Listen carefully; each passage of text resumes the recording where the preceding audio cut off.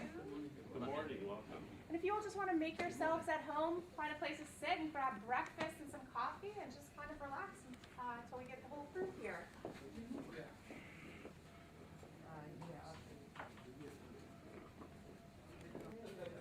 Good, thanks. Where did everybody else go? No, you're...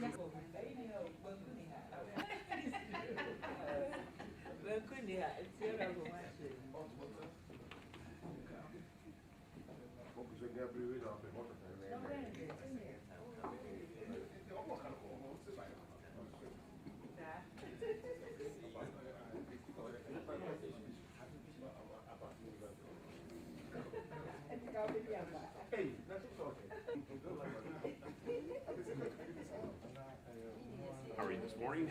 Good. That's the Wrigley building. Yeah, yeah. I wish I knew. These gentlemen are local to Chicago. I would like you to do the history of the Wrigley building next year. I'm from Washington, D.C. Oh,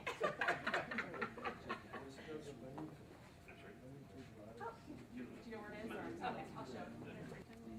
Yes.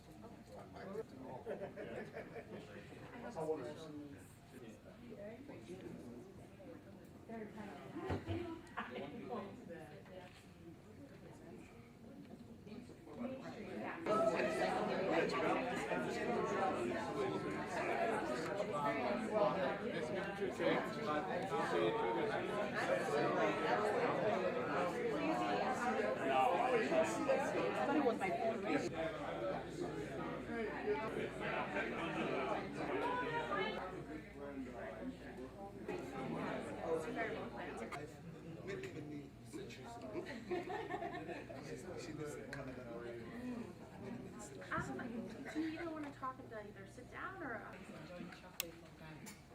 How's the chocolate? Did anybody try the chocolate from Ghana?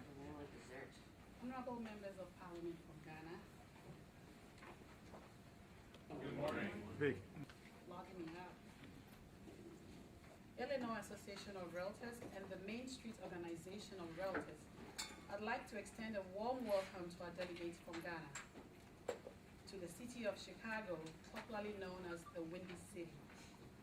It's the center of architectural innovation, home of the Bears, the Cubs, the Bulls, the Blackhawks, and the Sox. It also gives me great pleasure on behalf of the Office of Parliament Ghana and the Ghana Real Estate Professionals Association, GREPA, to express gratitude to NAR, IAR, and more for accepting to host Ghana in an effort to bring best practice to the real estate industry in the country. Indeed, Ghana has made a great investment for its future. Knowledge is power, and Ghana will be seen as a powerful country in the sub-Saharan Africa. Did you know that the population of the city of Chicago was 2.7 million in 2013? That was almost the same as the population of Accra, which was 2.27 million in 2012. What does this mean to real estate? Obviously, more opportunities. To Accra, the capital city of Ghana, which is growing beyond the city and also the country in general. Ghana's annual GDP growth rate rose to 7.6 recorded in 2013, which was one of the fastest growing economies in Africa. The rate dropped in 2014 due to the current energy crisis and expected to recover in 2016, bolstered by an increase in oil and gas production. The drivers to this growth continues to be the service sector, which is 50.2%,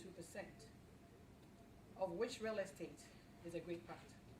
As a visionary and a thought leader, I have made several connections with the industry experts to help me understand and support real estate in Africa. The question has always been, is there an association in Ghana? Is there an association in Africa? Honorable members of Parliament, the leaders in this room will bear with me that a professional association will be the single most important institution that collaborates with legislation to build an organized system. Honorable members of Parliament, in addition to real estate industry, where cooperation and collaboration on local and international levels contributes to its success. When I arrived in Ghana in February 2011, I introduced the International Scorecard Project to for Ghana to some private and government institutions, including the Ministry of Water, Works and Housing. Preliminary feasibilities made in the country, coupled with personal experiences, reveal that and how that affects the general economy. The Ghana Real Estate Professionals Association, GREPA, was formed in 2011 after having discussions with some key players in the brokerage industry, sharing the same vision. As a realtor, I reached out to my able NAR for support, and they did not hesitate to give me support from advice to training materials. GREPA agreed to adopt the NAR Code of Ethics after we received consent to do so, and copies of the ethics will be in your folder this afternoon. Working with international consultants, William Ensley, GREPA developed its bylaws based on international standards, and I'll make copies available to you as well. Our numbers grew, so did our business. We began to understand the importance of cooperation, networking, technology, and education in our industry. Our focus turned from making quick money for ourselves to client satisfaction and building a nation together. For GREPA members, we have struggled to find an affordable means to develop and grow our business. We connect, we share listings, we educate our city. We are here to learn the tools and techniques that makes a successful real estate industry. Real estate law covers an extensive legal area. It is therefore important that a nation embarks on this journey with the right footing. Honorable members, we applaud you for this selfless initiative. A step further to consider what practice could be incorporated into the Ghanaian real estate market. This is quintessential as Ghana forges its way forward in laying a solid foundation for our development. Honorable members of Parliament, in the next few days, the supporting organizations have put together a great program which will enrich your knowledge and help reach your goal of formulating a comprehensive real estate bill. On this note, this event is officially open.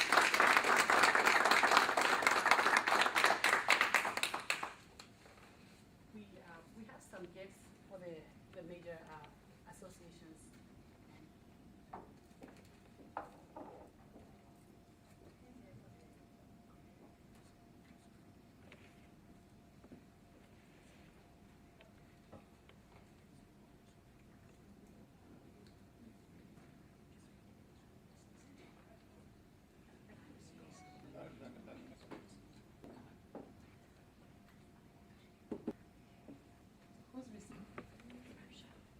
And Equia will tell you what. Equia is the clerk to the office of, to the committee of Works and Housing. Thank you. So she will tell you what this means. The meaning, yeah, we all have symbolic. Thank you. This is a paperweight or a wall hanging for the office. It means working together. It means stand for unity. The two groups coming together for the purpose of real estate. Thank you so much. This is beautiful. Wow, very heavy. I'm impressed you got this over here. How much did your suitcase weigh? Thank you very much. And Katie, you know what that means. We want to work together within the area. I know we do. We want to work together with you as well. And this So, is It's also a wall hanging. wow, this is beautiful. And what does this? It's this for They're all behind. they're all behind. Oh, First one is a symbol of argument, examination. donation, Second one is symbol of hardiness. symbol of Harmony is the third. Thank you. We will proudly hang this in our office. We appreciate it. Thank you very much. beautiful.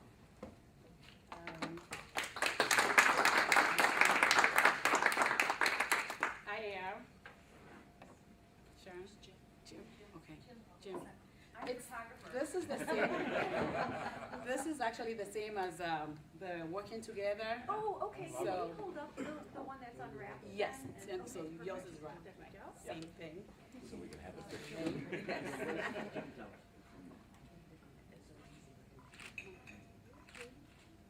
Beautiful. The key.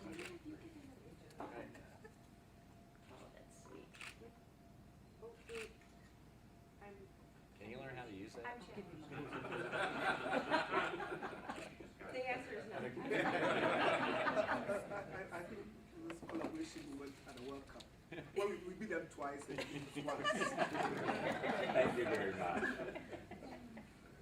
Thank you. It's also to get My one and only Main Street. Oh, that's beautiful. Wonderful. working together. It's also a paper weight, but you can keep odd notes in Candy it. and- Oh, for the candy. office. We like candy at Main Street. Thank you very Welcome much. to Ghana. Yeah. Greetings from Ghana, sorry. Oh, that's absolutely beautiful. Thank you so much. And I'll take the flag too. Okay, can we get all that together? Thank you very much. Thank you. Might be nice if we start by going around the room and providing some introductions, because we're going to be in here all day long together, and I hope by the end we'll all be good friends. My name is Katie Stoops-Grimes, and I am the Managing Director of NAR's Global Alliances Program. And I'm originally from Washington, D.C., but now work here in the Chicago office. And on behalf of NAR, I really want to thank you all for coming. We're very excited to have you here, and however we can help, and we hope to learn from you all as well. And I will turn it over to my director, my Senior Vice President, Janet Brinton. Hi, how are you? Good morning. I hear that you all arrived yesterday, so I fully expect that at some point in the day, jet lag will crash. And I just came from the Philippines, so I'll probably join you in a nap around. So on behalf of NAR, Katie said it very well, but I'll chime in and welcome you, all of you from Ghana, from the Illinois Association and the Main Street Association. What a wonderful thing it is that we can all come together and learn from each other for a couple of days. And I truly mean that we can learn from each other. So NAR is known for sharing best practices with anybody who wants to hear them, but not many people think that we also listen.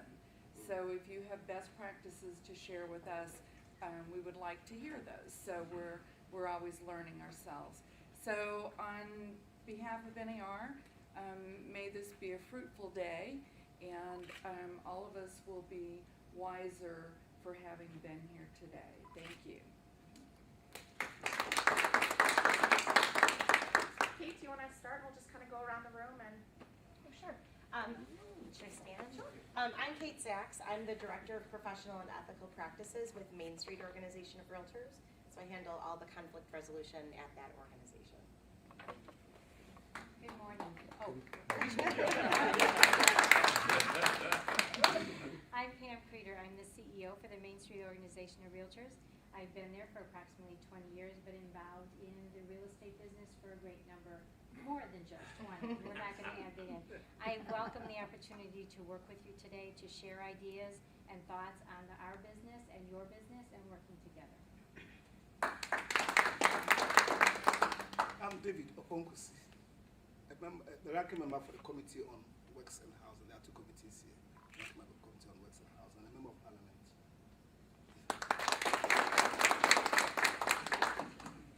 Yes, good morning, everybody. My name is George Ansong. I'm originally from Ghana, but I live in Atlanta, Georgia. I'm a realtor, real estate consultant, and an instructor.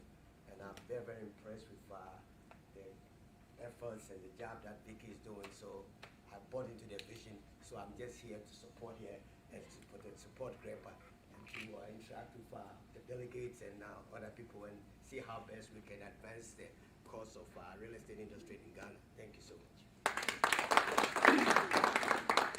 I'm Vicky Sampa, CEO Library Realty Aurora and Abri Properties Ghana.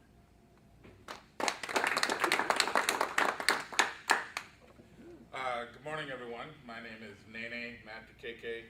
I'm the broker owner of R&R Realty International.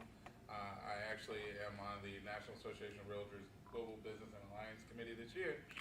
In addition to that, my heritage comes from Ghana, so it's fitting for me to help support Vicky in her efforts in bridging and building the Ghanaian Association of Realtors. I sit on the board of directors for the Minnesota Association of Realtors. I'm the Realtor of the Year for 2014 for the Minneapolis Association of Realtors. Wonderful. and I'm just proud to be here. Thank you.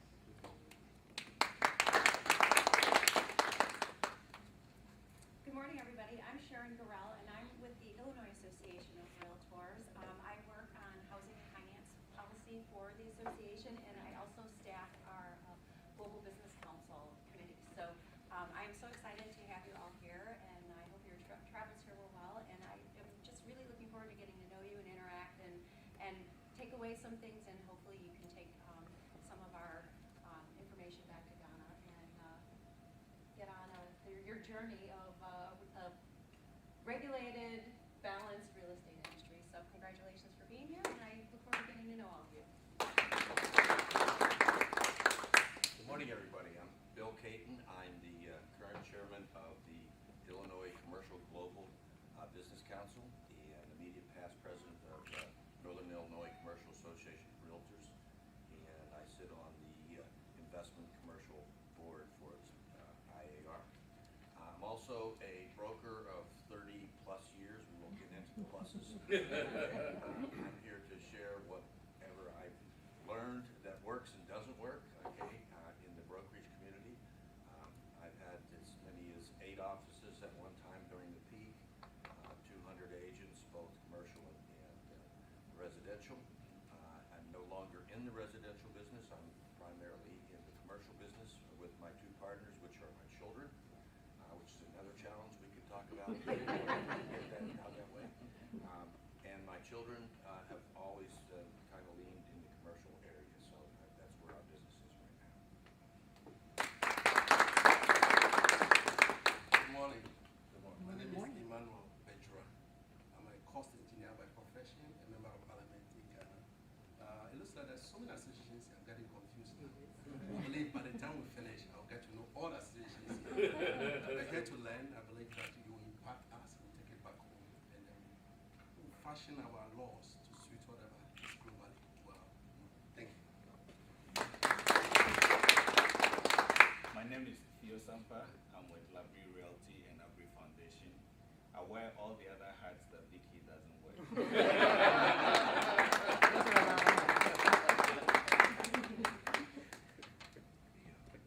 My name is Benito Owushibie Lasta. I'm a valuer by profession. I'm happy to be here to share ideas with you all. Haji Ahmad Sevi is my name. I'm the chairman of the Lands and Forces Select Committee in Parliament. And we are here together with our sister committee that is basically responsible for a bill that has come before Parliament. But we all know that the real estate industry is dominated by several actors, including land economists, surveyors, land title registry, valuers, and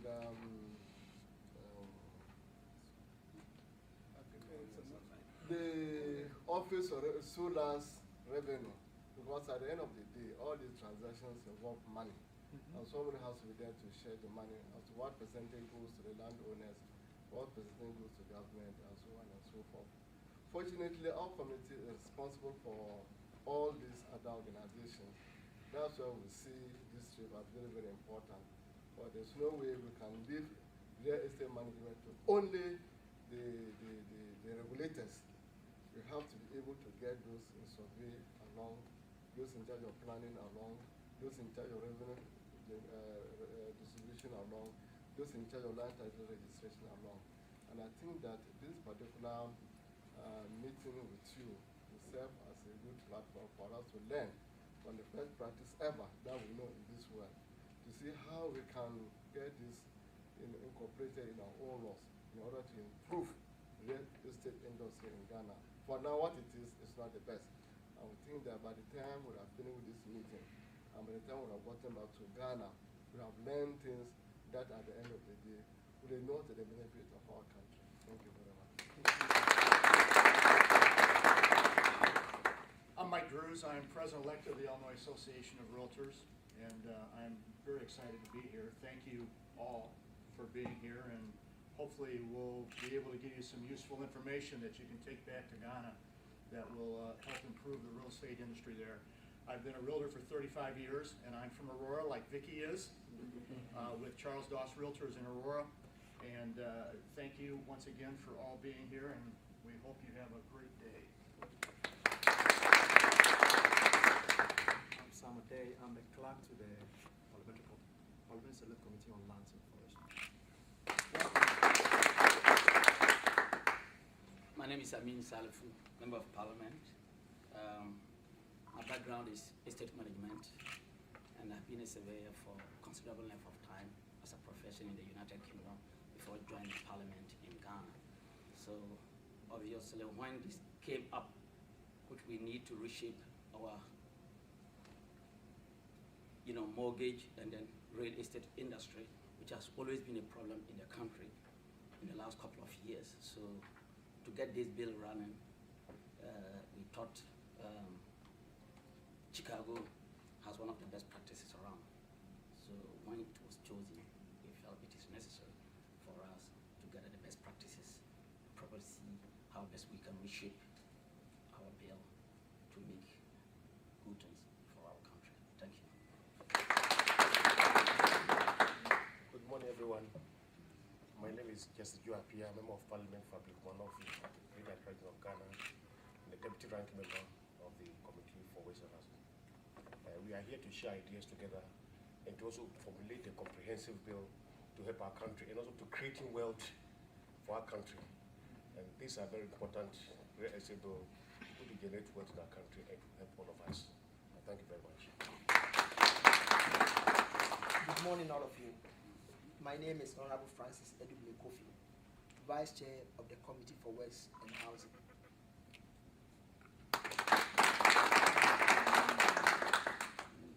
My name is Ekwia Owusu Adjukun. I'm clerk to the Committee on Works and Housing. Good morning and welcome to all of you. I'm Doug Carpenter, the Treasurer of the Illinois Association of Realtors. I've been a realtor for over 30 years and a managing broker. I've managed an office of small down to like 35 agents up to over 200 agents. So we look forward to sharing ideas with you and learning from you as well as sharing our ideas. Welcome. Good morning.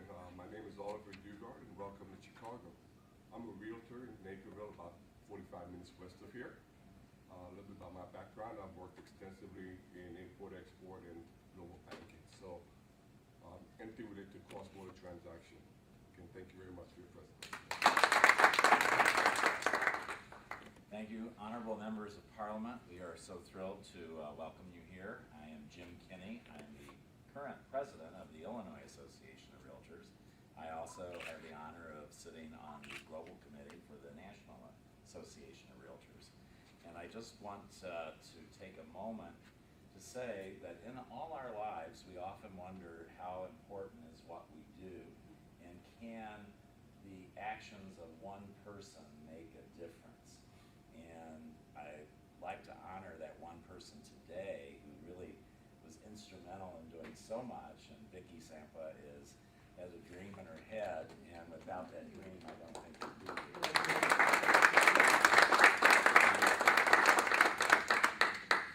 Well, I guess I'm the last one here, huh? Good morning, my name is Marcia Collins-Morose. I'm the current chairperson of the Global Committee at Main Street Association of Realtors. I'm also involved in global activities at the state and national level.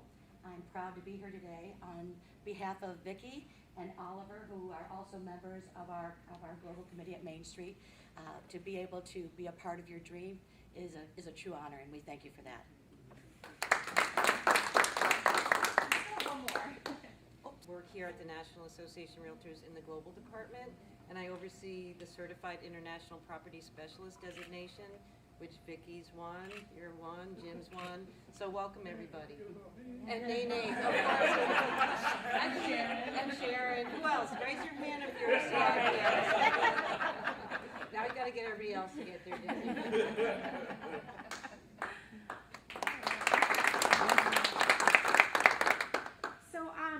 Of kind of kicking things, because I'm sort of the introduction of why, how all of our associations work together, and you'll be hearing a lot more detail from individual speakers as we we go along. So again, welcome to NAR. This is our Chicago office, and the National Association of Realtors is the world's largest trade association. We were founded in 1908, and we have over 1 million members that are involved in all aspects of both commercial and residential real estate. The majority of our members are based here in the United States, but we do have members from all over the world representing close to 70 different countries. The term realtor, when someone joins NAR and becomes a realtor, that actually means a member of the National Association of Realtors. If you look it up in the dictionary, it says member of the National Association of Realtors. So in order to call yourself a realtor, you're part of NAR. Yes? Where did the word realtor come from? We will actually hear that in just a little bit. Great question, Nene. We have a video on that. Doesn't have a reason for saying that. Glad we're keeping association, and today is a perfect example of how all of our associations work together.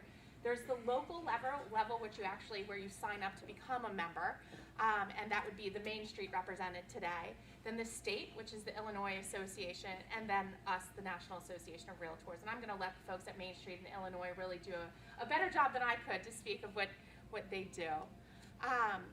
The Code of Ethics, this is kind of what ties all of us together, both the state, the local, and our members. Everyone who belongs to NAR, who's a realtor, subscribes to the Code of Ethics, and this really is kind of the core of who we are. And I've put at your place setting a copy of the Code of Ethics, and I'm actually going to show a video that really talks to you about the history of NAR and focuses on the Code of Ethics, just because it's so important to who we are as an organization. Essentially, it really reflects duty to clients and customers, duty to the public, and duty to fellow realtors. So roles of the association, some of the big aspects that we do here at NAR and at IRR and Main Street is advocacy, market research, advancing professionalism, education, leadership, networking opportunities, and really trying to build awareness to the consumer of what it means to work with a realtor as opposed to other real estate professionals. We here talking about advocacy, we like to say that we're the voice of, as a profession, to members in government and on legislative issues, and we advocate the value of property ownership. We have something called the Realtor Party, which you'll learn a lot about later this afternoon, where we're neither Democrats nor Republicans, but we support candidates who are very pro-realtor, pro-real estate. We provide for our member, again, I'm going very quickly through this, you'll learn a lot more about this as the day unfolds. But we also provide for our members market research, which pretty much shapes the way how real estate is reported here in the United States. So we have a research division out of our DC office that pulls out reports every month, existing home sales, pending home sales, commercial information. Another large part of what we do is education, leadership, and networking.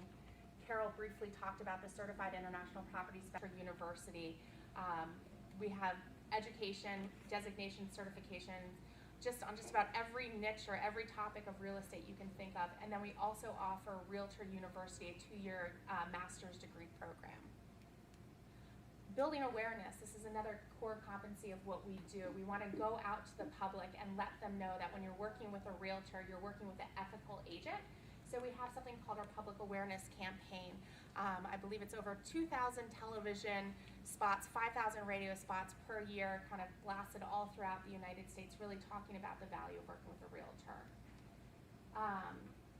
One of the things that we just recently launched as part of the public awareness campaign, and it's also part of kind of growing technology for our realtors, is something called .realtor. I'm not sure if you guys are familiar, but very soon, instead of .com or .edus, there's going to be a whole slew of .domains, and NAR recently purchased the .realtor.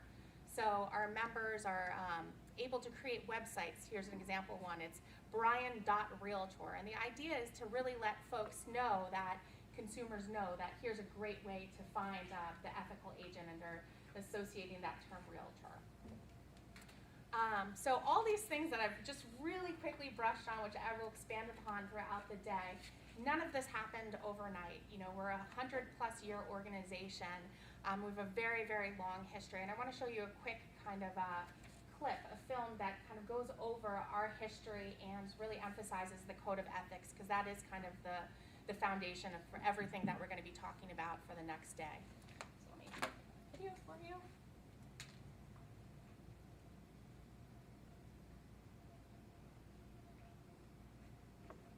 Lockboxes and keys to access property, forms and contracts, as well as educational and professional development opportunities.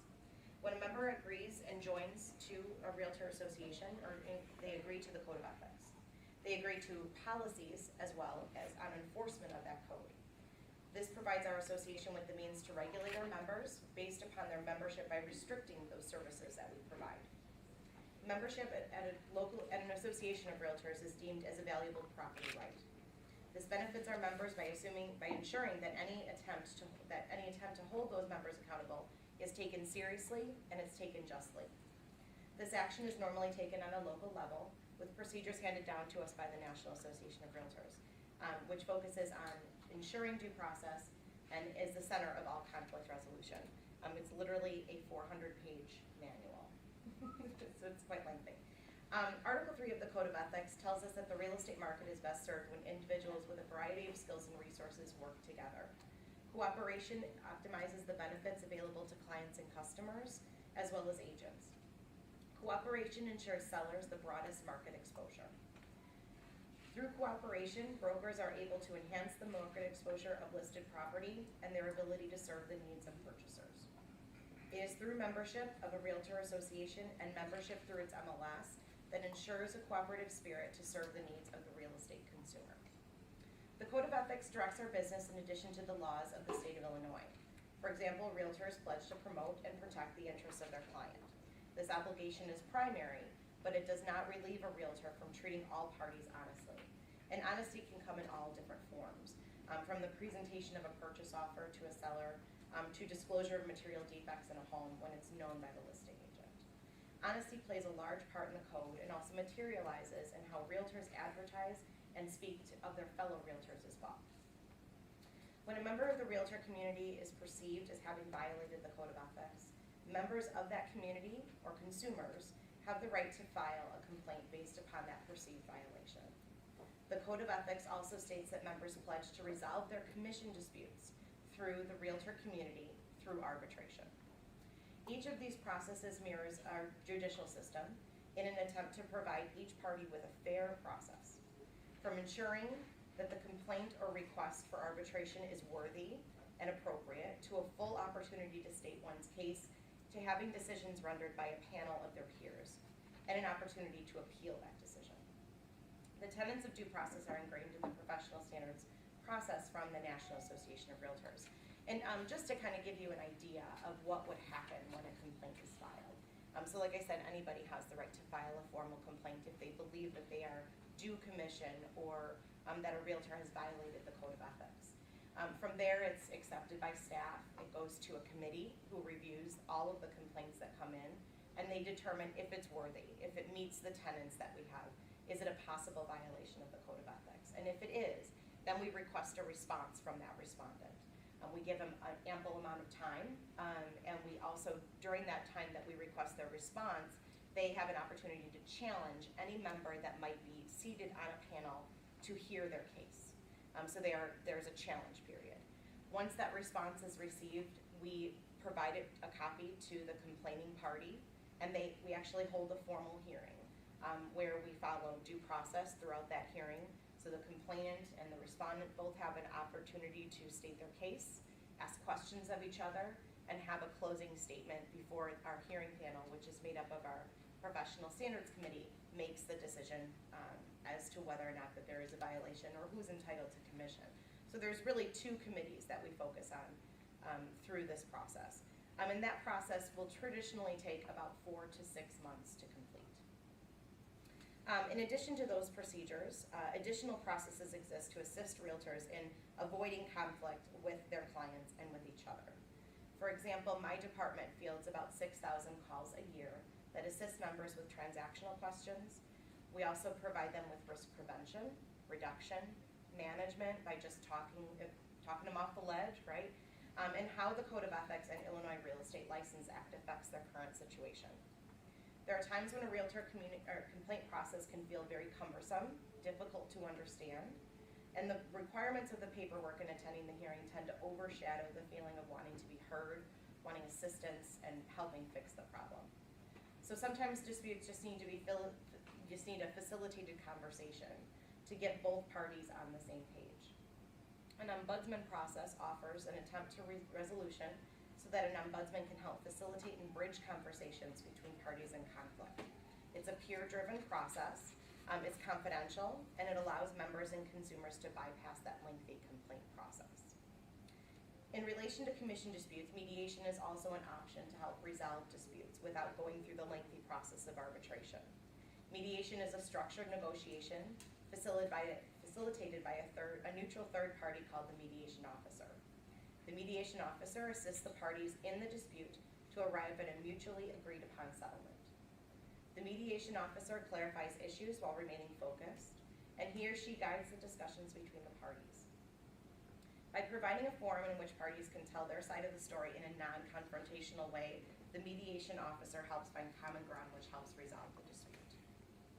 Finally, a citation process is also available for violations of the Code of Ethics that are more concrete. For example, it's required that in any real estate advertisement that you put out, the name of your company also appears in that advertisement. If it does not appear, it's a clear violation of Article 12 of our Code of Ethics, and it's a citable offense that can be filed anonymously by submitting a copy of the advertisement as proof of the violation. The citation process was implemented to allow complaints to be that normally go unreported so that they would be filed. Unreported complaints cause ill will among members, and without being reported, more had no way of correcting that behavior. The citation process has also given an expeditious approach to a lengthy complaint process. Keep the community ethical and render decisions regarding commissions that have very important aspects that are beneficial to the community. They are timely. Even though a formal ethics or arbitration case can be decided upon within 6 months, it's still very timely compared to our legal system. They are very cost effective. Moore does not charge any filing fees in any of these processes except arbitration, which is $250. Very less, a lot less than what we would pay for an attorney. They maintain relationships. In a community where cooperation is imperative to the health of the market, this is very important. They are confidential. NAR's procedures do not allow us to publish the findings of our members unless the member is a repeat violator. In arbitration, no findings are published or published information about the case is published, and which is especially helpful because we make decisions based upon an important tenet of procuring cause, which is to consider all the factors of a dispute before making a decision. And most importantly, realtors who preside over these proceedings are well educated in these processes, but also practice real estate themselves. I look forward to assisting you in any questions that you might have on cooperative marketplace, as well as providing those marketplaces with appropriate conflict resolution. Do you have any questions? No? Yes? Thank you for the wonderful presentation, Kate. I think it's important for our guests to really take home the fact that we are in many ways self-policing in what you pointed out, and that's so important to keep the professionalism just that, as a professional organization, because as we saw before we organized and became a real estate, before we became a national association, pretty much anything went, and that's, yeah. That's right. So yes, community enforcement is the most important factor, because as an organization, we see a lot, right? I mean, like I said, I've taken about 6,000 calls a year, so I know a lot of what's going on in our marketplace. But unfortunately, I am not a realtor, right? So I can only provide assistance to the member in which they are, what they're calling and what they're requesting from me. But many times that's a formal process that helps them decide on whether or not they want to, whether or not this is such a gross violation of the Code of Ethics that they want to go ahead and file. But those additional processes that I mentioned make that process very easy at this point. So before, we had our Code of Ethics process and our arbitration process, but it was quite lengthy, and it took 6 months to find out that somebody was in violation of the Code of Ethics, which when it happens, that's a long time to wait. So now the citation process and the ombudsman process really provides us with an opportunity to correct behavior as it happens. Yes? Two questions. So I can put it this way. The first is, if somebody trains to become a real estate practitioner on his own and qualifies, is it required by law to belong to the association before he can actually practice? It is not required by law in the state of Illinois or any state, to join a local association or to join the association of realtors. In Minnesota, it is. It's In required by Minnesota. law. Interesting. That's wonderful. Yeah, to be, well, if you want access to the MLS. Correct. Yes. So yes, so in Illinois, you would obtain your licensure through the state. And then from that point on, you make your decision as an independent company to decide if you want to become a realtor. And many benefits come from your membership as a realtor organization, which includes the multiple listing service. Yes, but it's not required by law before you can practice, okay? No, that's correct, yeah. You have to obtain licensure to be able to practice in Illinois. Then the second one has, I said two questions. The second one has to do with your processes. We have mediation, arbitration, and possible litigation. Does one have to go through these before? Can I go to litigation straight if I want to, or the requirement is that you have to go through mediation? If that fails, you go through. That's a great question. There is a policy with it automatically mediate. So when a dispute arises, you could decide as an organization to elect mandatory mediation is what we call it. But our association does not have that at this point in time. I do the professional standards work for two other associations in the area, the Chicago Association and our North Shore area. They elect mandatory mediation, so I'm familiar with it. But basically what it is they require you to sit down to attempt to resolve that dispute so that it doesn't have to go into arbitration. It's been very successful with those organizations. Yes? Thank you very much. We're going to start with the first presenter. Now, how have you tried to resolve the issues of duplication of effort? Because I noticed that at the local, state, and national levels, you have this issue of advocacy and market research. And it appears you might all be doing the same thing at the three levels. So, and the duplication of efforts, how have you tried to manage these issues with the hope that, what you are going to come out with will be something that is acceptable to everybody? So all national have different areas of ownership. So for example, we pull the National Association for the Market Research, we pull out national research. So overall trends. Then state levels, they'll have their own research boards, and then they kind of grind down to the smaller local jurisdictions. So, I mean, I don't, yes? I can answer. Sure. Person who is involved on all three levels, national, state, and local, they have different initiatives that they address. For example, if there is a national issue, for example, in our market, mortgage interest deduction is a federal policy that has been introduced. So NAR has mobilized to address that. And then there's issues that happen just in our state, but it's not necessarily affects Illinois and or Georgia. And those things is where the state association will focus on that. And then there's things that are particular to a neighborhood, and where a neighborhood would be required to do an inspection, or they're required to have so many feet and this and that, where the zoning is very specific to that local market. And that is where the local association will address those as far as advocacy is concerned. Now back to you. Yeah, on the issue of a code of ethics, during the video clip, I noticed that there were several amendments, more than 30 of them, and they were happening at very short intervals. It happened almost every year for like 40 years. Yeah, if you want to have a credible law that will work for everybody, then you must have a law that is sustainable. But it happens every year, every 2 years, there's an amendment. What accounted for that? The reason is continues as we are moving forward with technological means. So many things change in the Code of Ethics that might pop up that we weren't seeing before. And an example of that is kind of websites. There has been in the past a way to register for domain names or a website name and people were registering their competitors' names. So the Code of Ethics was amended to say that is unethical. So it's a continuous document that amends itself in when other issues that are within the scope of the Code of Ethics, within the tenets of the Code of Ethics and the ideas of it, but maybe a little bit more specific is the reason for the amendment.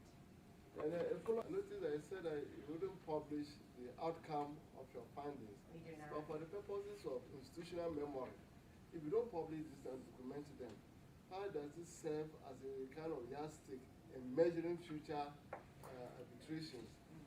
You know, so for me, it's very hard not to want to publish those kinds of findings. But one of the reasons that we have the procuring cause document that we're governed by from the National Association, to combine all of that information and put it into one little decision is very difficult. And one of the many factors of procuring cause is that you have to look at the entire series of events. No buyer is going to be the same, no transaction is going to be the same.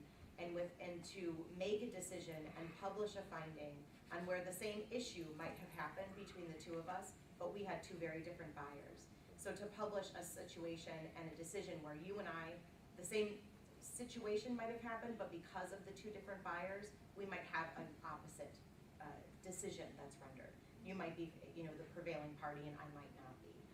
So that's the reason that the National Association of Realtors, there are certainly some associations that do publish their procuring cause decisions or their arbitration decisions, but the National Association of Realtors recommends against it. Answer to David's question, you said that you don't need to be a member of the Realtors Association in order for you to practice. Correct. In that case, how do you enforce your code of ethics on all practitioners in this industry? We have that provides a lot of tools and services to our members. For example, in our immediate area, we provide forms and contracts to our members so that they don't have to create their own. So many of the reasons, there's a lot of beneficial reasons to become a member, and many people in Illinois choose to become a member of the Realtor organization because of those services that are provided. It assists you in the quality of your career as a Realtor. Georgia, right? As a realtor or as a real estate agent, when you take the state exam, right, there are certain requirements. Incorporating some of the requirements are certain basic ethics that you have to comply with. So whether or not you are a realtor, which like she said has benefits, you still have to comply with certain ethical issues that come across. Correct. For example, handling of NS deposit, for example, is a big deal. NS deposit is when the buyer gives you like money for you to deposit. I mean, they can suspend your license if you don't turn it in within a certain period of time. And that's a great point. So you're going to have individual state laws in addition to the Code of Ethics, which are that you have to national. comply with, no matter what, whether you are a member of Realtor or because once you become a licensed as an agent, you have an obligation which bounds you to certain ethical behavior. And also the license. Are they legal? Are they legal? Those obligations, are they legal? Yes, they are. In the state, when you take the state and license as a real estate agent, you are obligated by it to do it. Yes, you are. And your license may not be renewed, or it may be taken away from you. Right. Yes. If you do not behave. It's very, very, very important. Sharon, did you have something to add? Yes, I just wanted to expand a little bit on what these two are saying about the regulatory environment in their state and Illinois as well. And you're going to learn this afternoon with our Director of Government Affairs. He's coming to speak on our license law and how we're regulated here. So while in Illinois, and I'm sure Minnesota and Georgia are the same way, like they've said, you don't have to be a member of our organization to practice real estate, but you do in fact have to have a license in the state of Illinois to practice the profession. And while if you are a non-member, you wouldn't necessarily go through our arbitration and mediation, but there is a state disciplinary board. So if you violate the Illinois license law, you do have to go before our Illinois Department of Professional Regulation and go through that process of discipline. And actually that is what we would say is an additional benefit of being a member, is the fact that you have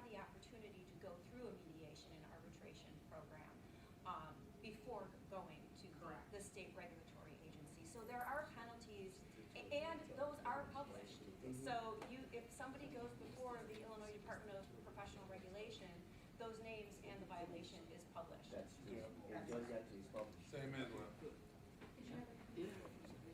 And this industry is about trust and honesty. And then we have your period of arbitration between 4 and 6 months. Yes, Don't you think that is too long? I do. For justice to be served? From a personal level, absolutely. That is a long process. But an amount of time frames in which to respond, in which to prepare yourself for a hearing. So we traditionally, 4 to 6 months is probably the average, given the amount of circumstances. It could vary. For example, we've had ones that will be completed in 3 months if all the parties act the way that they need to act, right? If they listen to me and they do what they need to do. But there could be, a very simplistic process without any issues. But sometimes people request continuances, have additional information that they wish to submit, or they have an attorney involved, right? So that might lengthen the process a bit as well. Yeah. A follow-up question from a colleague of mine who talk about the outcomes of, investigations, arbitration reports and whatnot. Don't you think if you don't publish these things, it rather encourage shoddy deals and other issues as far as the market is concerned? We certainly publish statistics. So we'll publish information on whether or not violations of the Code of Ethics, what violations might be more prominent at this stage or this area or this time of year versus what might have been last year. So we will certainly use that information, but we will not publish the findings of a member. If the association if the violation is so egregious, they do have the Department of Financial and Professional Regulation, which is our state licensing authority. They can go and file a complaint with them as well, and that would be published because that would have an effect upon their licensure. Our organization of realtors has effect over their membership. So we can revoke that membership, we can revoke those services like an MLS, or our website to obtain forms and contracts, our government affairs, division. That all is a service that we provide, and that can be pulled from the member. But in terms of revocation of their license, that would be another added at the state. Well, apparently, the buyer was coming to the market to purchase, $3 million property. And then I've come to the realtors. Oh, can I get a estate agent? I come to you, to recommend, to give me a recommendation of what is a very good estate agent to help me around. So in that case, you give me a list. Sure. I pick someone who is probably a cock surveyor, or a cock estate agent, or realtor for that matter you call him.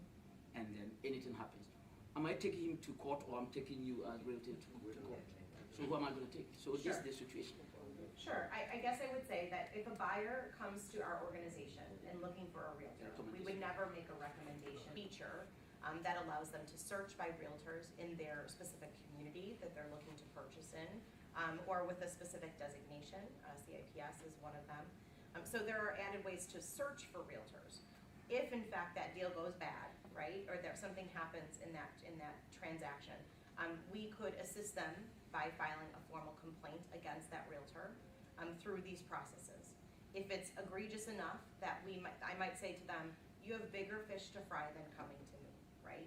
It's recommended that you go to the state because this is a potential issue with their license and could result in a sanction on their license. Maybe it's with regards to earnest money, and so you might be looking for some money back to you. We have a fund for that at the state. So it depends on the situation, and we might recommend that they go to a different area depending on how egregious that issue is. Can I add? Sure, I'm going to go here. In a law, we want to pass a legislation that would need a test of time. Now, your recommendation, whether entitles you to practice, will you recommend that we make a law, we pass a legislation, or have a session in our legislation that will say that if you are not a member of an association, you should not practice? Or you leave it open, that when you qualify, you can practice? What do you recommend? in the state of Illinois, I can only recommend what I know, right? So the state of Illinois requires that you obtain a license through the state to practice real estate in the state of Illinois. Then you join the Realtor Association that assists you in the services to conduct your career in real estate. So that would be my recommendation. One point to be made too, though, is that the education that is required to maintain your license Correct. is typically provided by By and the coordinated by the association. So the licensing exam is one that is administered by the government. But to maintain your position, you must Correct. require to be educated, and typically that education is provided by the association. That's correct. So in the state of Illinois, we have two different types of licensures. You can be a managing broker, which would mean that you can open up your own real estate office, or you can be a broker and be sponsored by a managing broker who has their own office. Each of those licenses must be renewed every 2 years, and that you have to obtain continuing education in order to renew it. We do have a school through the Illinois Association of Realtors that offers educational opportunities as well as professional development opportunities as well. Amen? You need to introduce Oh, yourself. sorry. I apologize for my late coming. I was caught up in a lot of traffic, so my start was late. But welcome, fellow Africans. I'm from South Africa originally, so pleased to see you. Most of the commercial practitioners do not belong to the Realtor organization, and particularly the large ones, they're global, and I'm sure that they may have a presence in Ghana too. And so they, within their say, CB Richard Alice or Robin Alice, they would have within their own organization, training, practice, their ethical conduct, or how to practice. So within our organization, most of the commercial practitioners that are out there, it's a smaller segment. Yes. The question that he asked, my recommendation, if I'm looking at it, that they be licensed by the state, for example, Ghana, and also be a member of an association. It should be a requirement for compliance because it's involving industry. So to make it, if you want, I'll recommend that. Don't leave it open. I'll recommend that they do that. Okay. Also, like you said, I'm from Georgia, right? So it's 4 years to renew your license, and you need 36 hours of continuing education. They just improved it because we feel, or the state feels that continuing education is very, very important for the members or for agents to be abreast with whatever is going on in the marketplace, which is very, very important. So that's another consideration that they might take as they consider this law. And also, I just want to say that since I came, I also wrote an article about what the government needs to do. I've got copies I'll give to members of you to go and read it, and just to as part of the education that we're doing. So thank you. I think you spoke on the code of ethics and the sort of public practice. I'm still not happy with the answer you gave. When I largely asked this question about every 2 years we amend the laws of the bill. So I'm saying that you spoke on era of fraudulent transactions and also professionalism as your hallmark. Yeah, I'm still not satisfied with the answer you gave in terms of the 2 years intervals of the amendments. As lawmakers in Ghana, we are also here to formulate ideas to come out with a very nice bill to help our country. Sure. So That means you have to be also changing every 2 years. Also be, changing the law. I completely understand, and I would say that the bill itself, our state licensing laws, so is what the foundation of the real estate practice in Illinois are on, right? That bill does not change, but every 10 years. Okay, the code of ethics is a loftier ideal outside of the law. It provides us with an opportunity to know how we should treat consumers professionally and ethically through those code of ethics. So those are in addition to the local laws of a state, okay? So the Code of Ethics, when they change each year, they don't change drastically. The Code of Ethics is that national document, so it's a Realtor Association, it's voluntary membership. I voluntarily agree to the Code of Ethics. So those might change once a year or every 3 years, but that is the Realtor tenants by becoming a member voluntarily of that organization. The individual state licensing laws do not change, and change very infrequently. And to that point, in, as you know, different state level associations and different laws within those states. I'm licensed in 2 different states. I have to adhere to the laws of those states when I'm working and practicing real estate in that particular state, different from Illinois. But what never changes is the Code of Ethics, to which I have sworn, I've taken an oath to uphold. That's wherever I am legally able to practice real estate, that I have sworn an oath to abide by those ethics. And then Jim would like to add to that, I'm sure. One of the benefits that you have is you're creating a law for the country to begin with, where you have nothing. And so you have the great opportunity to make a uniform across Ghana requirement for practitioners, because our, in many instances, our practice moved quicker than our laws. So the laws were trying to adjust to the practice. Right. Because it's a large country, different practices took precedence in different areas. So one of the difficulties we have as an association, even within our state, is dealing with members who have to deal with different practices in their locality. So when we make a general statement, it might not apply to all of our members. Like in Illinois, we happen to be a state where we have tried to push a state contract. We want to have a uniform form that can be used by practitioners for buyers and sellers of real estate. Well, because of what's gone on historically in Illinois, in some areas, the realtor practitioner is not allowed to use a form, is allowed to bring the buyer and seller together, and then an attorney draws up the contract. In other areas, the association provides a standardized contracting form. And in a geographical area like Chicago that has, we used to have many associations, we have fewer associations, but there's a lot of overlap of territory, and members have the option of using a multitude of forms. And so that can become a problem if you have, say, someone from outside of the city comes into the city with a buyer and they write their offer on the form from their association.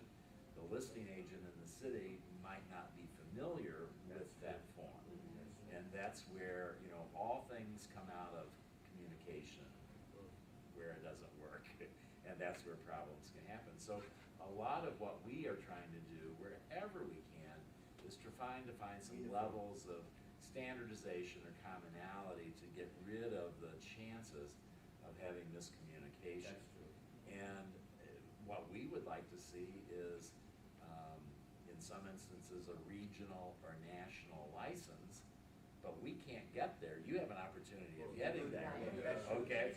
We can't get there because until we level the playing field, it's too hard to do. That's true. So, And also to know and note is that America is, there's certain things that are done on a national level, but a lot of things are done on a state level. And so in my state, we do have a state use a form. And to be a realtor, to have access to those forms, you have to be a realtor. So, which is different than Illinois, where there is no state uniform forms. We do. So that is based on a state level, and that is something that prohibits us from getting to a national level, is because of the state's control over their issues and stuff. So if you can institute a law that's uniform nationally, that would be starting ahead of the game. That's true. I agree 100%. Because even in Georgia, we have a Realtors form and another different form, and we have to merge those. But my recommendation would be to have a uniform, like the gentleman is saying, and I'll agree with that. Yeah. Not to try to add another layer of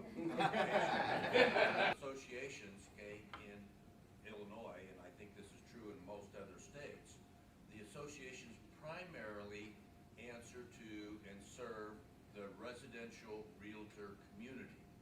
Right? Ahmad alluded to that a little bit earlier. Okay, the commercial brokers, okay, are not and have not traditionally participated in large numbers. Now, I know Mr. Kinney is one of his goals is to change some of that. Okay, and that adds another layer of how are you going to deal with the commercial brokers, and you have an opportunity to think that through and do it up front now, which would be a great opportunity. All right, and whether that is something that's goes along simultaneously and services both, and economically and financially, I don't know how that works. Okay, because of the vast amount of money and financials comes from the residential to the associations, right? Or whether that's okay, kind of like an overlay board. In states, okay, where this is working better, there are overlay boards, but that's just a process of an evolution, okay, that took place whenever that wasn't looked at early on. Yeah, that's true. That's a big issue. Is of the committee's report. Don't you think after the report, it should be made public for clients and estate developers to see, to know actually who is doing what, so that it's to the benefit of both the client and the estate developer? You could certainly do that on behalf of your bill, right? And in the state of Illinois, the violations are published from a regulatory perspective. So from the state of Illinois, the licensing body, they publish all of their findings, so the consumer is able to view that. As an organization, we keep that information private. Right? Correct. And Yes. pull a name. And if their license have been suspended or whatever, you can see who it is. And we see, we have Same that here. You state, can, we you have know, that you here can too. see it. Same in Minnesota. Same They in publish it. Illinois, It's right? public knowledge. Yeah. Right. To highlight a little bit here in the discussion and how you are going to regulate your industry, it is going to be different from how we structure our industry simply because we have different political systems and different ways that we govern and how we interact as a profession that participates in the national economy or state economy. You know, where I think we share some of our commonalities is the concept of capitalism and the free market and those types of concepts. And so mandatory membership into an organization, that kind of falls in lines with the concept of a free market economy and expanding the choice of consumers, whether that consumer is a real estate practitioner or not. And that's where a lot of our work goes into advocating why a private practitioner should be part of our organization. And so when you get into discussions of mandating membership in one organization or another, some of the questions that you have to ask yourself is how much involvement do you as a government are you going to have in your private market? And so that public-private partnership, weighing how that might be different from how we operate here in the United States, those are some complicated questions that you may answer.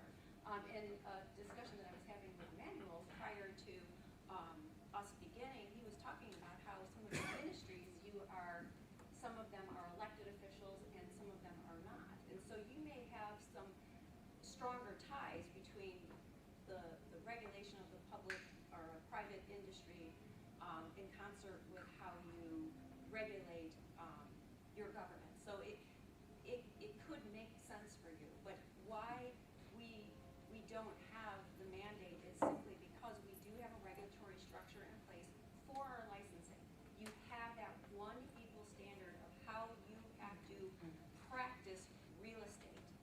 But the membership and being involved in the membership of our organization that, while we would argue and maintain that that is what you should do, you should be part of a real estate organization because you have a code of ethics, you have a arbitration process and a mediation process.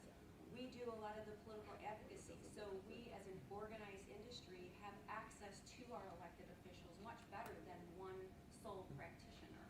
So being part of our organization makes you stronger and better as a practitioner.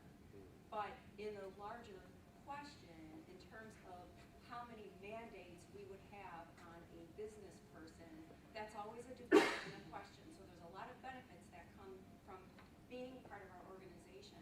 But in having another mandate on an industry, no matter what the industry is, that's always a complicated political question. So just as you're thinking about those things, just know that we talk about that and debate that all the time. Yeah. As well as another point, one thing that I would say is that the relationship between the National Association of Realtors and the federal government of the United States is one that is positive, but they also go to the National Association for information and guidance on real estate matters. They find that NAR is the sole voice for real estate and all its matters, and they will approach them and say, hey, you know, what is your opinion about this? What is your findings about that? So they partner with the National Association of Realtors, and not only in the policing and structure of the organization, but also as they point to NAR and say, if anybody that we are going to talk to about real estate is going to be NAR. So if you were, as a parliament, was to promote that as well, as say, hey, you know, we only recognize the association as the authority for the information in regards to real estate when it comes to Ghana, then that will start to move more people into that situation as well. Right. And to that point, while we have this big behemoth, this National Association of Realtors, we each have a voice in what takes place at our state. We've accompanied Sharon and Jim to our capital here in Illinois to speak and lobby on new laws that might be, or taxation that might be upcoming, and what our opinion, you know, pro or con is. And we do that at the national level as well. Many of us will go. Everyone is invited to go and speak and have their voice heard at the national level as well in Washington D.C. So we do these. We go on these field trips, if you will, twice yearly. Most of us at our state level, and not everyone is involved certainly, but the people you see here, you'll always see at those events. Yeah. We want our voices heard. A bit on that. This afternoon, you are going to be hearing from a member of our Illinois legislature.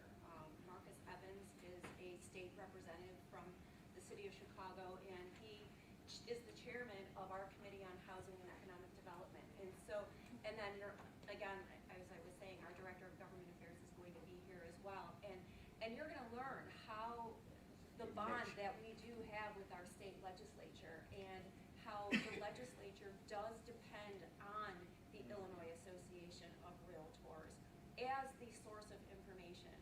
Oftentimes, depending on the issue, the legislature may develop a task force to discuss a particular issue, and one that is being talked about right now is, believe it or not, drones.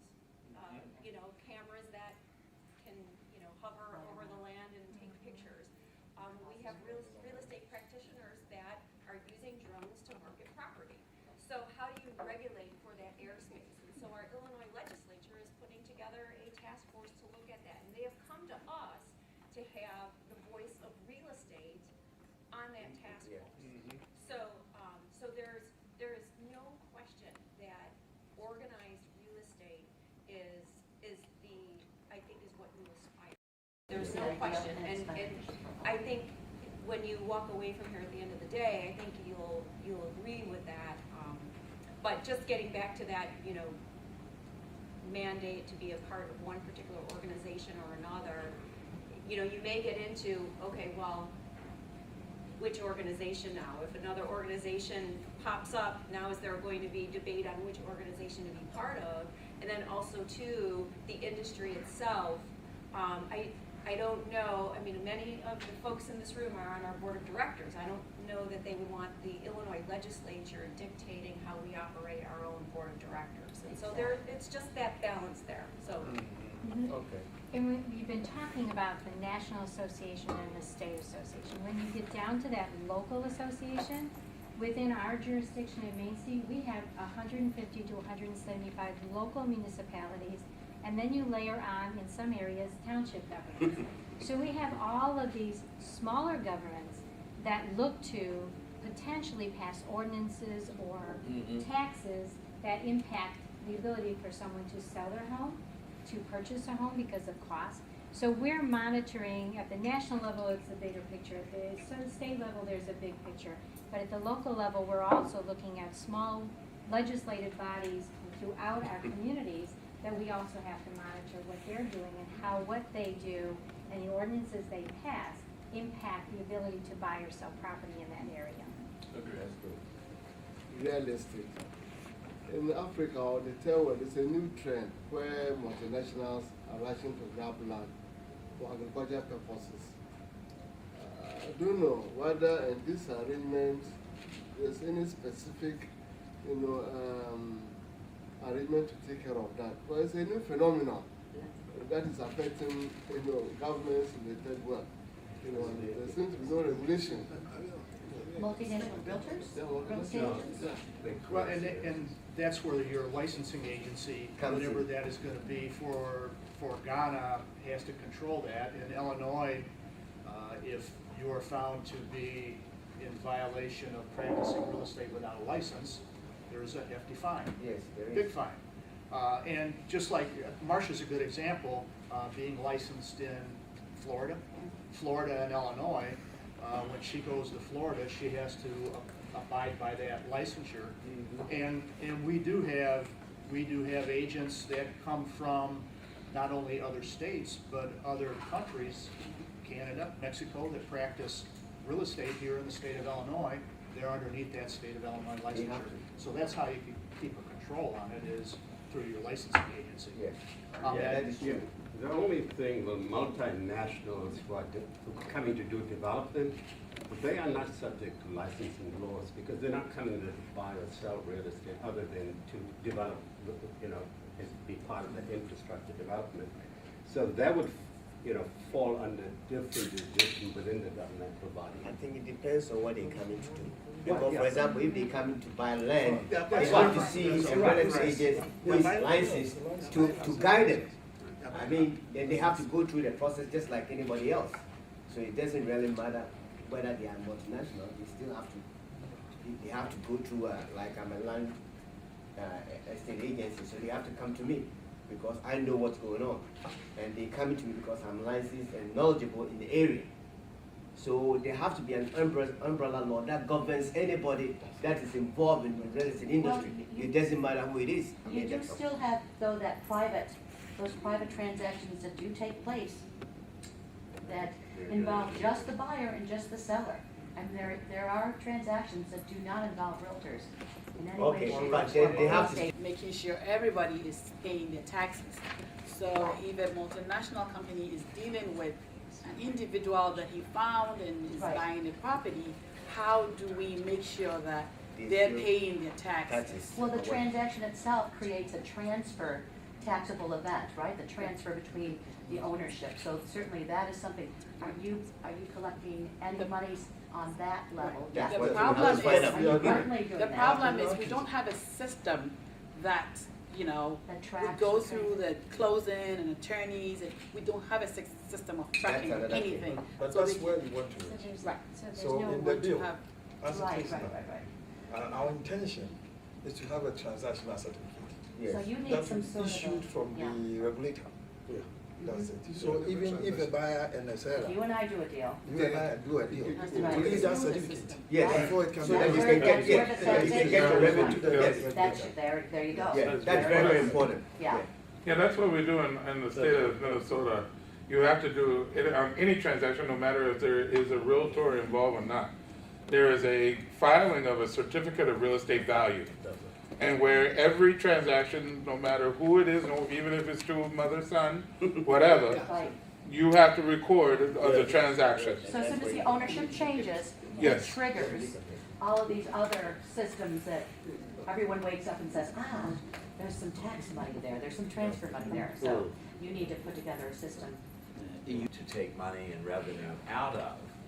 And we as an advocacy group are constantly reminding government that the more you put on that, you're apt to kill the golden goose who's laying the egg, or the goose who's laying the golden egg, because you need a healthy private property sector to promote a strong economy in a country of democratic freedoms. The more you put weight upon that, what happens is your investors or your populace can leave and go to other places. We are having this talk right now in Illinois. Illinois is probably one of the least healthy states in the union because of various local bad decisions on how the government's chosen to tax the population in Illinois. For that reason, many of our residents have chosen to move across the border to Indiana or Wisconsin and other states, or to make a further move. So what we as an association are always doing is trying to advise the government what is the best way not to kill the economy through the housing, because housing is one of the strongest supporters of an economy. And so there's this constant sort of yin and yang, back and forth. The government's looking for revenue, and how do we, take care of the infrastructure.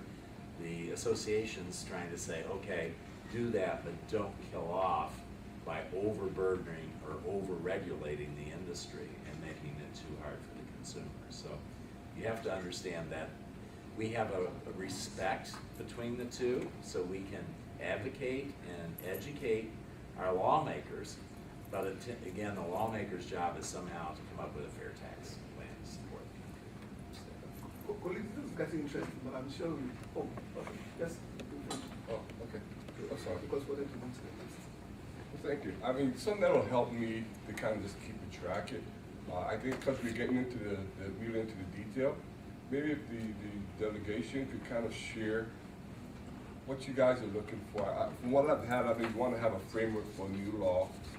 We talked about revenue or tax collection, maybe even dealing with multinational, but what are some examples of what you guys are dealing with day to day? So at least for me, I could get an understanding of how we could help and maybe respond to you. Okay, let me begin by saying we are a delegation from Parliament.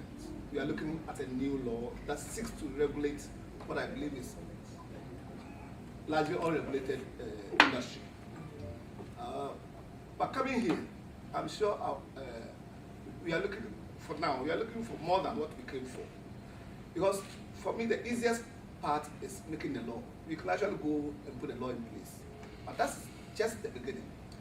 There are two aspects that we want to get help on. Implementing the law itself, the challenges, the need for change, the kind of advocacy, how we sell it. Because our society is peculiar. We haven't gone through the evolution that we've gone through. We've gone through our own evolution. So bringing all these people on board is also a challenge, the challenge of implementation. And finally, we need people who have the skills and professionalism to manage the system. So we are looking at three areas. The law, which is easier, but when we go and we make all these changes, we'll do. Then we will also look at how we can help us with ideas for implementation, buy-in, and then the challenges that come with the implementation. And finally, how we are going to sustain what we are doing, the kind of skills that we need, education, training, and other issues. Again, we are not looking to replicate exactly what we have here. We haven't regulated it. So it means that even if you have a sheet of paper, that begins the process. We have started. But at the same time, we take the opportunity to do it as comprehensively as possible, like I said, to stand the test of time. But not necessarily overburdening it with things that we cannot implement. Because some of the good things we have here, we don't have the structures to even make sure that we can implement them. Because we need some structures to implement some of these issues. So we don't just take them. So we will look at which areas, then what kind of structures are in place, whether we have those structures. Even the database for doing this thing is another challenge in itself. So we are looking at, first of all, at making the law, but at the same time, we want to glean as much as possible from your challenges in implementing these things, the training requirements, the professionalism required, the ethics aspect of it. Yeah. So it's a whole wide thing. It's a whole wide thing. But I think we can feel confident with what you'll hear today, what you'll be hearing over the next several days, that you'll get a lot of those answers and ideas to take back with you and ways to implement. Absolutely. Absolutely, yeah. So I'm sure we'll be ready for the next presentation. A little bit behind, no big deal. We've added in some extra time for breaks and lunch, so we're just going to do a very short lunch. But let's take like a 5-minute lunchtime. So I will try to be brief. I do have a number of slides. However, at any point, if you would like to stop and ask questions, please. I love interactive presentations more than just me standing up here and just talking for an hour. So I am Rebecca Jensen, and I'm the CEO of MRED, which is the multiple listing service. So I believe somebody recently mentioned the technology side of real estate, and so that's what MRED is. We are the technology provider for the Chicagoland area. And so I want to talk a little bit about MRED, but also about the MLS industry in general, and tell you how MLSs are run across the United States, and then give you a little bit of an example about our system, and then just open it up for questions. And so with that, let me tell you a little bit about MRED. MRED stands for Midwest Real Estate Data. It is an acronym, but we are a software service, among other things, that provides service to about 40,000 realtors in the Chicagoland area. We do have some customers spilling over into Wisconsin and Indiana, but primarily we serve the northern Illinois market. We provide service to around 8,000 offices. Currently for sale in our database, we have around 98,000 listings that are actively available through our service. And in 2014, there were about 1,000 transactions total that combined were about $30.8 billion worth of volume. And so the MLS system definitely is a marketplace where a lot of transactions take place. And so what is a multiple listing service? Don't worry, I'm not going to read this definition. This is the legal definition as put forward by the National Association of Realtors. If you want my PowerPoint, I'm happy to share that. But essentially what an MLS is an agreement among brokers to cooperate. And by a cooperation, I mean specifically that if one broker set has a listing for sale, they agree to share that with the other brokers that are a member of that service. And they agree to share all of the listings that they have available for sale. And so that is an essential component of an MLS, is that agreement to cooperate with each other. The second part of an MLS is to compensate. And so what that means is if a broker has a property for sale and another broker brings a buyer, the broker that has the property for sale agrees to compensate the buyer's broker if that sale happens. And so that is a legal arrangement that takes place through the MLS. So when two brokers join the MLS, they agree through the MLS legal work to compensate each other in the event a transaction is successful. And so cooperation and compensation are two of the very essential components of an MLS. So Rebecca, in order to be a member of MRED, do you have to be a realtor? Because I'm sure many of our guests will want to know that. Yes, for MRED, you must be a realtor. And so we work with our local associations here. They actually are the bodies that sign up the members, but it is in MRED's agreement that you must be a realtor to join MRED. So all the enforcement, the access to the data through the MLS is only available to you if you are a member of the well, of a local association, which would then mean you're a member of the Illinois Association, which would then mean you're also a member of the National Association of Realtors. Correct. Does that kind of put it in context? And that's specifically for MRED that it works that way. There are a lot of MLSs in the United States, somewhere in the neighborhood of 800, we think. There isn't really a firm number. And they're all structured a little bit differently. I would say the vast majority require that realtor membership. However, there are a few MLSs that don't require that. There isn't really a list that says who does what though. So the next thing that an MLS typically does in the United States is the enforcement of rules and regulations. And so we have a number of rules that talk about, for example, how frequently you have to update your data. So if the seller has agreed, for example, to lower the price on the house, you must report that to the MLS database within a certain amount of time, or there are provisions that we can fine you, or we can call you, or we can tell your broker, or there are a number of different things that the MLS does to enforce that. So we are a huge value proposition outside of cooperation and compensation is knowing that the data that is in the MLS is accurate. It is a hard job. We are often referred to as the police, because we have a great portion of the MLS staff that every single day looks at listings that are submitted or changed, and if it doesn't look right, they're calling those realtors. They are sending letters, and if there isn't a response, then we're adding fines to their bill. And so it is a governance structure that creates those rules that are based upon the board of directors and various committees, and so from MLS to MLS, the rules might vary a little. The National Association of Realtors does have a committee that oversees some national rules that MLSs can abide by. So there are a lot of different rules, and MLSs are in charge of enforcing those. And another thing that MLSs do is data distribution. And so currently, MLSs are the source that data is input, but then from there, the MLS has different options to feed those listings out to other sources. So some of you might have been to Realtor.com, which is another website. MLSs such as MRED give all of our active data to Realtor.com. There are other websites out there. You might have heard of Zillow or Trulia or Homes.com, things of that nature.